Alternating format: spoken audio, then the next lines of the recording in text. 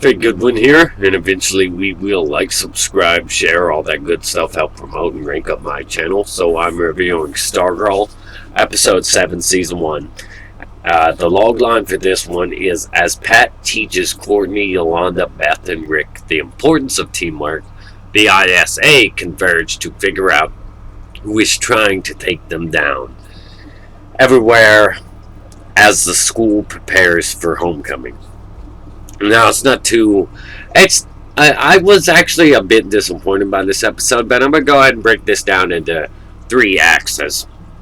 Let you know the best stuff up front, and then I'll kind of let you know anything that just didn't set so well, or didn't really didn't set well with me, particularly, my own personal bias. And then I'll let you know everything that was flawed in the storytelling. So the best stuff really in this episode, the opening montage that focuses on each member of the new JSA was pretty good and pretty well executed. Early joke in there from Mike about making sure Courtney doesn't kill everybody was pretty funny in itself, and it was very well played with the way that Pat and Courtney convinced them that they were talking about driving. She was asking for hands-on experience, and he was saying that she needed to be educated. It was just very well covering covering themselves. That they did a great job at that. And the action in this episode is particularly superior. It's very well choreographed. Very visually too. It's just an interesting thing to see happen. And what happens to Courtney, I say, is well deserved. This is one of the few episodes where I don't actually like Courtney's attitude. But Pat wanting to teach the new guys the ropes, I thought that was very cool. He built this little training ground for them. And while most of them appreciated it, Courtney didn't. But their attitudes towards Pat after the previous episode are very excellent. I really like how they... the only thing that didn't... Well, I'll get into that later. But their attitudes seem to be where they should be at in terms of story and narrative and how we're driving it forward. I really appreciated them also kind of defending Pat with Courtney's behavior. And this episode it really elaborates on Shiv, the high school mean girl. It really elaborates on her and brings more substance to the character than there was before. It shows you that she isn't just a cliche. This is full on her. And it shines light on some of her history through dialogue. We don't see it, but we know well enough, and we can suspect that she is responsible for whatever happened to her mother. The Dragon King, the dungeon, the sets, everything looks superior. As always here in Stargirl, none of the CW shows can even compare to Stargirl and the production on this one. But I felt like we got some really good moments, some very lighthearted comedic moments that were pretty funny in themselves. And the heroes being on board, the action was great. But a few things, let's just move into my own personal bias here. A few things about this episode. I really don't like Courtney's attitude this episode. I do have to give them props before we get too much into this, with the way that they mirrored Courtney and Pat butting heads and Courtney's obnoxious attitude, and the way they mirrored that with Shiv and her father, her obnoxious attitude towards him, her over-eagerness to want to just... And she's not even interested in high school, really. She's more interested in just joining up with the ISA, and to find out that she knows all about. She's the one child that actually knows all about what her villain parents are up to, and what the overall villain parents are up to. Um, and we got another really nice moment from Icicle and his son that's really great. And that's the way you do a villain, do a great villain. You you make them really dark, but you also give them these shining moments of humanity. And they really dropped the ball with Shiv in this one. They really dropped the ball with her character in this one. Because she's just so obnoxious and unlikable. Sydney is just. But let's talk about my own personal bias with this episode.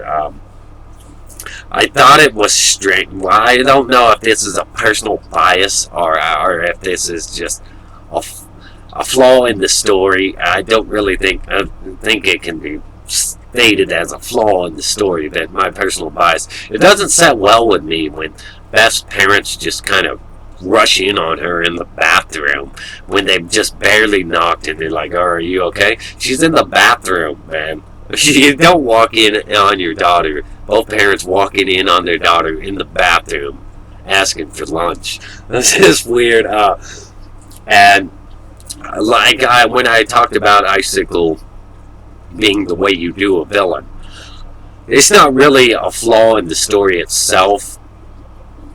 But it is a flaw if you want us to like this character Sydney at all, to make her just so obnoxious and horrible towards people like her stepmom, even though we know her stepmom likely isn't a real person. It's just some kind of drone that that her father made. I'm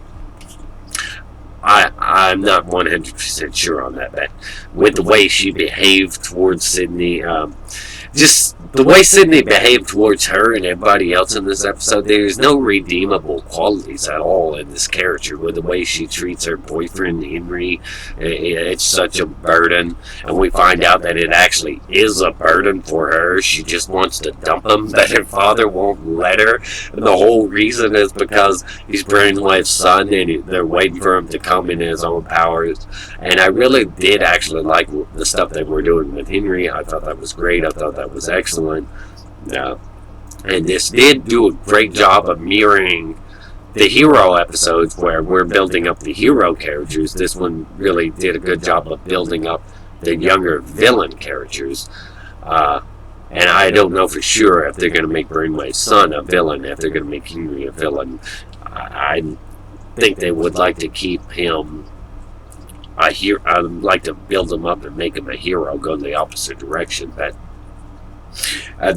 also the janitor, that was really great stuff in here. They finally shed light on him, and I don't know if he's supposed to be, but I suspect he is a shining light.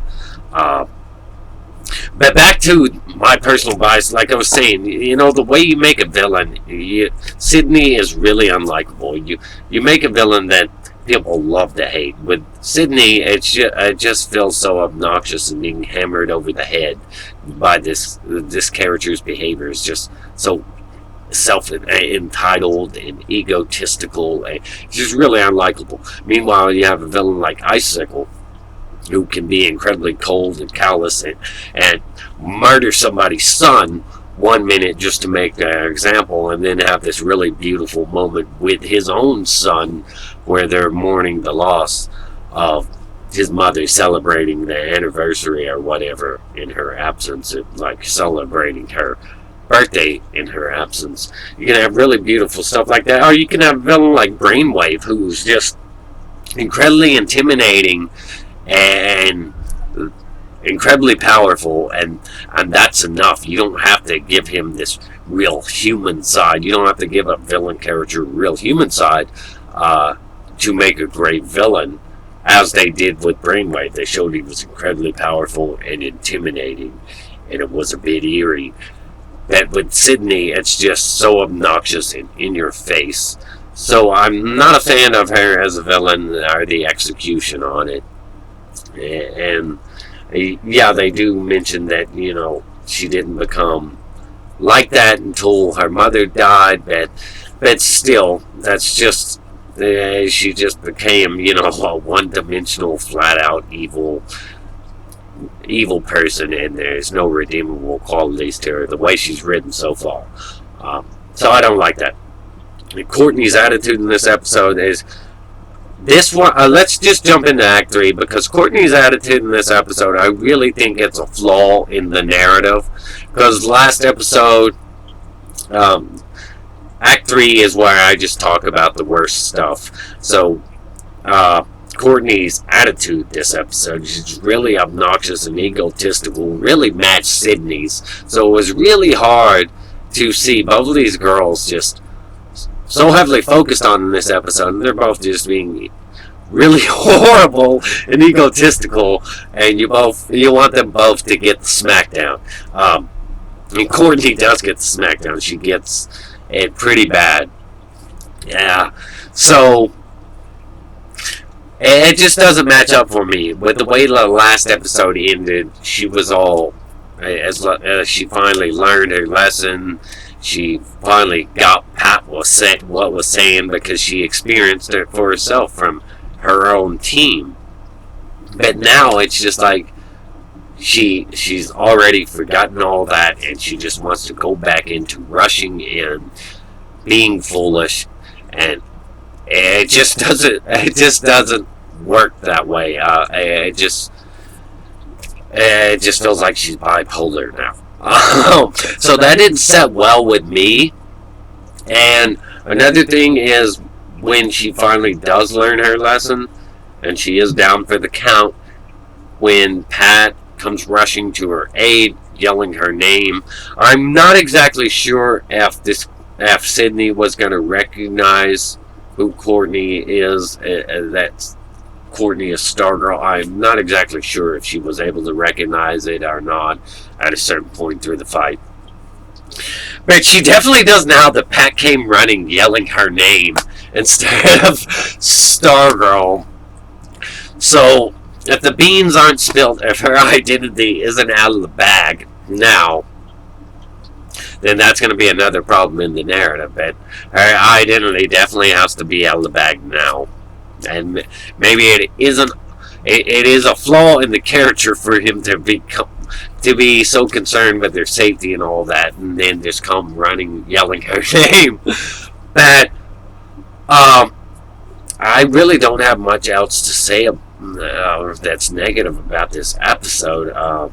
Just the attitude of the Sydney and Courtney, and they got major focus. I really liked Mike for the first time in this episode. He made some good points, he said some stuff that made him more likable. I like how the team is now on Pat's side, and they want to learn, they want to train, so they don't get defeated again.